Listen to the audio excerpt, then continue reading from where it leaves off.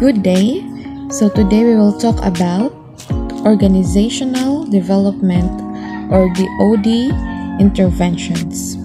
So OD interventions are a structured program designed to solve a problem and enables an organization to achieve the goal.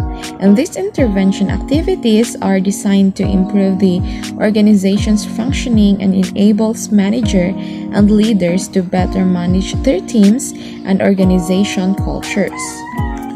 Here are some of the key principles and practical considerations in deciding OD interventions and how you design an OD intervention. First is basic team building, getting people to know what to expect from one another and how to work together in a way that brings out the best in each team members. Building common values for the teams, crafting a visions for the teams, creating a rule or identity for the team and improve team performance, also improve the confidence in the team, and lastly, clarifying priorities. Next, how you design an OD intervention.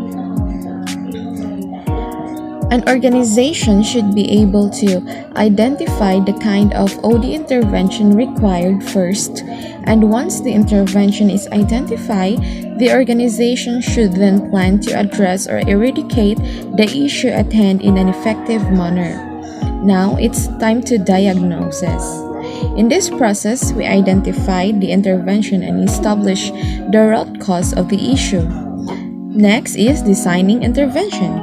In this process, we design the approach to address the issue or intervene to sort the issue out and bring value to business.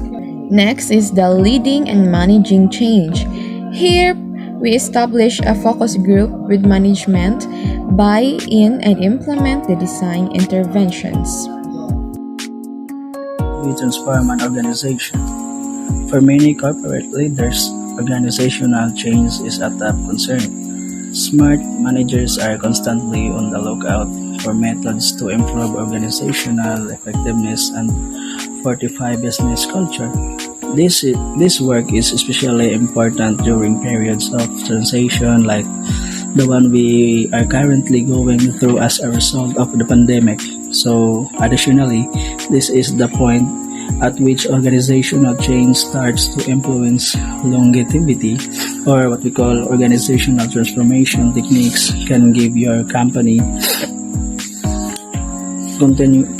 continuity and opportunity at the crossroad between organizational stagnation and sustainability by reforming the company culture and implementing digital transformation.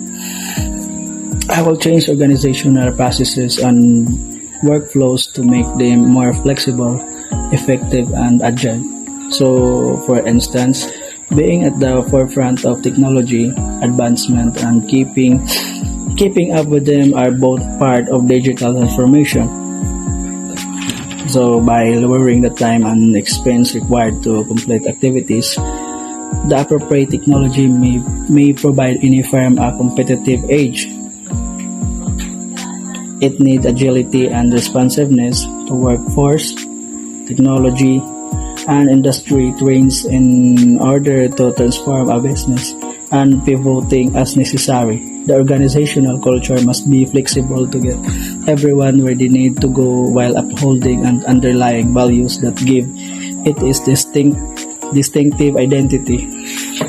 So, number 2, explain the culture building process. So, culture building process is shaped by communicating, role modeling, engaging employees, aligning system structures, training for values, and reinforcing behavior. An example of it in culture building is communicating clearly the desired values of strategic initiatives and goals.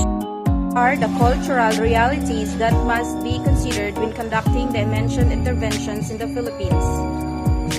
The cultural challenges. It is a significant part of a successful international assignment is being able to adapt the new culture. Although for assimilation is almost always impossible, it's very important to at least understand the culture and eliminate the distress that comes with moving into a new nation. The Philippines has an amusing, lifestyle given the diverse cultural influences, mainly from the Spanish American mixed with the original Southeast Asian culture. How can leaders affect the sustainability efforts of an organization? Leaders motivate employees to involve in continuous learning opportunities where they work together to solve organizational problems.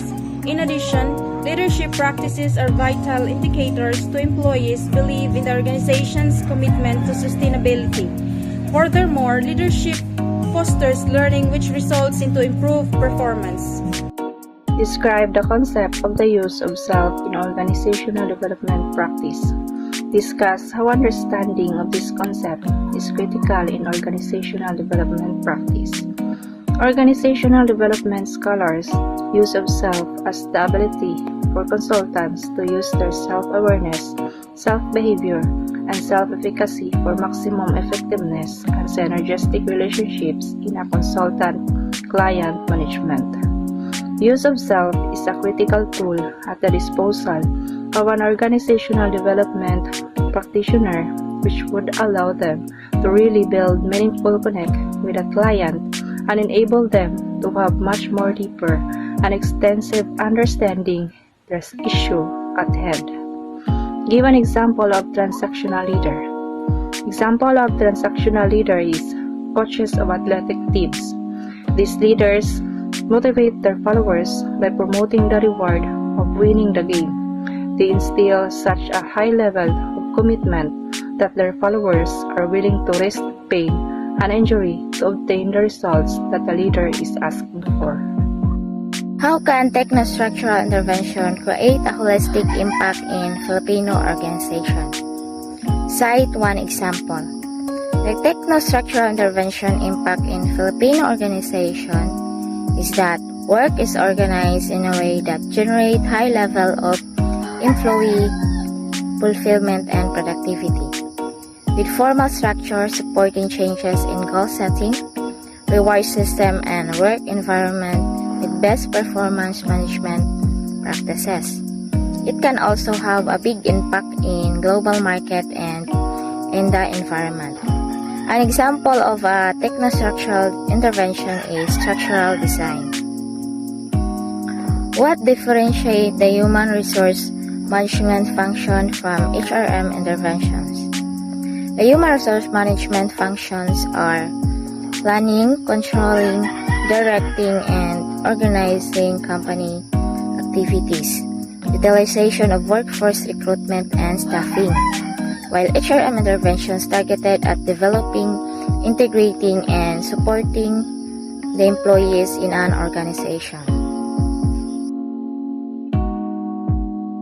Jeff Bezos, Amazon, has a recently discovered 1999 interview with the Amazon founder proves Jeff Bezos has always understood that a successful business is about focusing on the customer's need. Despite flashback by the reporter in the clip, Bezos offers a daring vision of what the world's largest online deal would eventually become and how would deliver it. In many ways, Amazon is a perfect model of transformational leadership and show that by building on the series of short-term goals, the company started as a book seller after all. It is possible to achieve things on a grander scale. Questions. I would choose sole proprietorship because in that way I'm the only one in charge of decision. I can make new products without consulting another person, and if my business went successfully, I will be the only one to profit from it. Thank you.